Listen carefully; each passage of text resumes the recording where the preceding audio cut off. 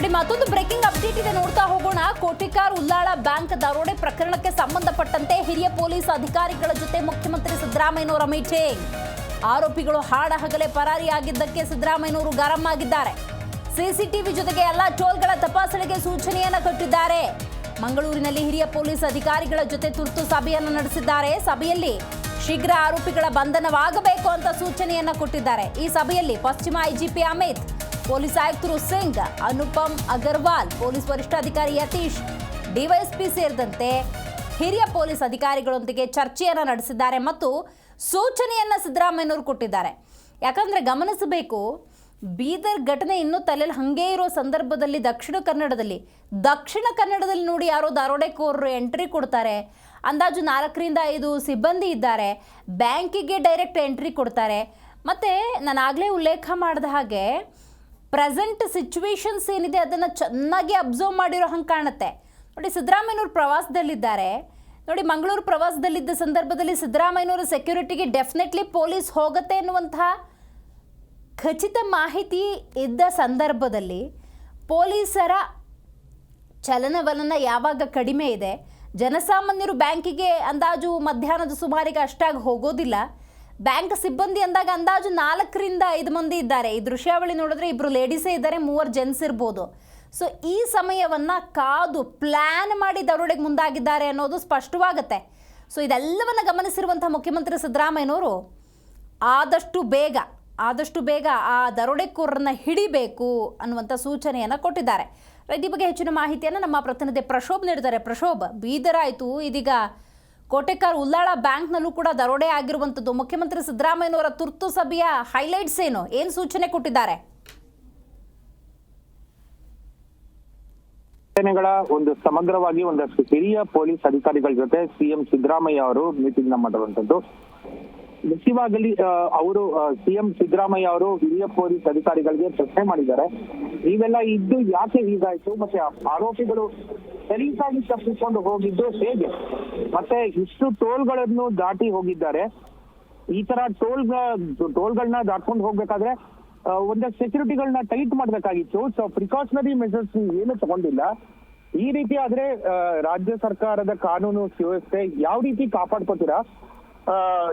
ನಿಮ್ಗೆ ಇಷ್ಟು free hand ಕೊಟ್ಟರು ಕೂಡ ಈ ರೀತಿ ಘಟನೆಗಳಾದಾಗ ನೀವು ಪ್ರಿಕಾಷನರಿ ಮೆಷರ್ಸ್ ನ ಯಾಕೆ ತಗೊಂತಾ ಇಲ್ಲ ಅಂತ ಒಂದಷ್ಟು ಪ್ರಶ್ನೆ ಮಾಡಿದ್ದಾರೆ. ಮುಖ್ಯವಾಗಿ ಸಿಎಂ ಇವತ್ತಿನ ಒಂದು ಸಭೆ ಹೈಲೈಟ್ ಏನು ಅಂತ ಹೇಳಿದ್ರೆ, ಯಾವುದೇ ಒಂದು ಇನ್ಸಿಡೆಂಟ್ ನ ತಡೆಯಕ್ಕೆ ಯಾರಿಂದನೂ ಸಾಧ್ಯ ಇಲ್ಲ. ಆದ್ರೆ ಇನ್ಸಿಡೆಂಟ್ ಆದಂತ ಸಂದರ್ಭದಲ್ಲಿ ಆ ಒಂದು ಆರೋಪಿಗಳನ್ನ ಅಥವಾ ಪ್ರತ್ಯಕ್ಷವಾಗಿ ಮಾಡಿರುವಂತ ಆರೋಪಿಗಳನ್ನ ಬಂಧದು ಪೊಲೀಸಿನ ಆದ್ಯ ಕರ್ತವ್ಯ ಆಗಿರುತ್ತೆ. ಆದ್ರೆ ಈ ಒಂದು ಕರ್ತವ್ಯನ ಯಾವ ರೀತಿ ನಿಭಾಯಿಸ್ತಾ ಇದ್ದೀರಾ ಅಂತ ಪ್ರಶ್ನೆ ಮಾಡಿದ್ದಾರೆ ದಿವ್ಯಾ. ಆದ್ರೆ ಇದಕ್ಕೆ ಪೊಲೀಸ್ ಅಧಿಕಾರಿಗಳು ಕೂಡ ಒಂದಷ್ಟು ಸ್ಪಷ್ಟನೆಗಳನ್ನ ಕೊಟ್ಟಿದ್ದಾರೆ. ನಾವು ಈಗಾಗಲೇ ಒಂದಷ್ಟು ತಂಡಗಳನ್ನ ರಚಿಸ್ತಿದ್ದೀವಿ, ಮತ್ತೆ ಅವ್ರದೇ ಒಂದು ಸ್ಟ್ಯಾಂಡರ್ಡ್ ಪ್ರೋಟೋಕಾಲ್ ನ ಫಾಲೋ ಮಾಡ್ತಾ ಇದೀವಿ. ಹೀಗಾಗಿ ಆದಷ್ಟು ಬೇಗ ನಾವು ಈ ಒಂದು ಆರೋಪಿಗಳನ್ನ ಹಿಡಿತೀವಿ ಅಂತ ಸಿಎಂ ಸಿದ್ದರಾಮಯ್ಯ ಅವ್ರಿಗೆ ಪೊಲೀಸ್ ಅಧಿಕಾರಿಗಳು ಒಂದ್ ರೀತಿ ಭರವಸೆ ಕೊಟ್ಟಿದ್ದಾರೆ. ಆದ್ರೆ ಮೀಟಿಂಗ್ ಕೊನೆ ಹಂತದಲ್ಲೂ ಕೂಡ ಮೂಲಗಳು ಹೇಳೋ ಪ್ರಕಾರ ಏನು ಅಂತ ಹೇಳಿದ್ರೆ, ಸಿಎಂ ಅವರು ಪೊಲೀಸ್ ಅಧಿಕಾರಿಗಳ ಮೇಲೆ ಸಾಕಷ್ಟು ಸಿಟ್ಟಾಗಿದ್ರು.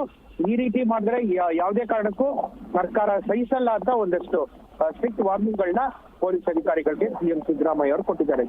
ಥ್ಯಾಂಕ್ ಯು ನಿಮ್ಮೆಲ್ಲ ಮಾಹಿತಿಗಾಗಿ ಪ್ರಶೋಭ್. ಒಟ್ಟಾರೆ ಕೋಟಿಕಾರ್ ಉಲ್ಲಾಳ ಬ್ಯಾಂಕ್ ದರೋಡೆ ಪ್ರಕರಣಕ್ಕೆ ಸಂಬಂಧಪಟ್ಟಂತೆ ಹಿರಿಯ ಪೊಲೀಸ್ ಅಧಿಕಾರಿಗಳ ಜೊತೆ ಸಿದ್ದರಾಮಯ್ಯನವರು ಮೀಟಿಂಗ್ ಮಾಡಿದ್ದಾರೆ. ತತ್ಕ್ಷಣವೇ ಆ ದರೋಡೆಕೋರರು ಯಾರು ಅವರನ್ನು ಬೇಗ ಹಿಡಿಬೇಕು ಅನ್ನುವಂಥ ಸೂಚನೆಯನ್ನು ಕೊಟ್ಟಿದ್ದಾರೆ.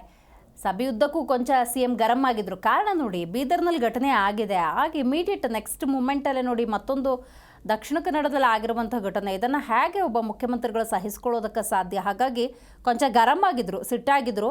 ಈ ಸಭೆಯಲ್ಲಿ ಪಶ್ಚಿಮ ಐಜಿಪಿ ಅಮಿತ್, ಪೊಲೀಸ್ ಆಯುಕ್ತರು ಸಿಂಗ್, ಹಾಗೆಯೇ ಅನುಪಮ್ ಅಗರ್ವಾಲ್, ಪೊಲೀಸ್ ವರಿಷ್ಠಾಧಿಕಾರಿ ಯತೀಶ್, ಡಿವೈಎಸ್ಪಿ ಸೇರಿದಂತೆ ಹಿರಿಯ ಪೊಲೀಸ್ ಅಧಿಕಾರಿಗಳು ಭಾಗಿಯಾಗಿದ್ದರು.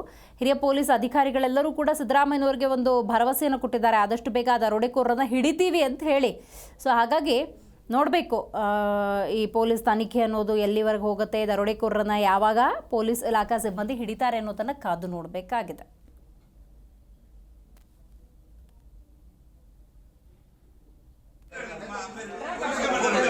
ಕೋಟೆಕಾರ್ ವ್ಯವಸಾಯ ಸೇವಾ ಸಹಕಾರಿ ಸಂಘ ನಿಯಮಿತ ಬ್ಯಾಂಕ್ ಈಗಾಗಲೇ ಜಿ ಕನ್ನಡ ನ್ಯೂಸ್ ಈಗ ನಿಮ್ಮ ಮನೆಯಲ್ಲೇ ನೋಡಿ.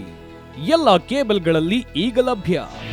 ನಿಮ್ಮ ನೆಚ್ಚಿನ ಜಿ ಕನ್ನಡ ನ್ಯೂಸ್ ಈಗ ಸನ್ ಡೈರೆಕ್ಟ್ ನಲ್ಲಿ number 292, Tata play number 1664, Jio TV number 1334, NXT digital number 30, in cable number 30, city networks 51, U digital number 162, GTPL number 17, Rockline telecommunications number 42, Shri Basaveshwara cable number 168, rural cable network 60, Vinayaka digital 57, Abhishek cable 821, city channel 53, Siddeshwara cable network 57, V4 digital Infotech 628, Surya digital networks 53, Gajanan digital number 836, Malnad infotech private limited number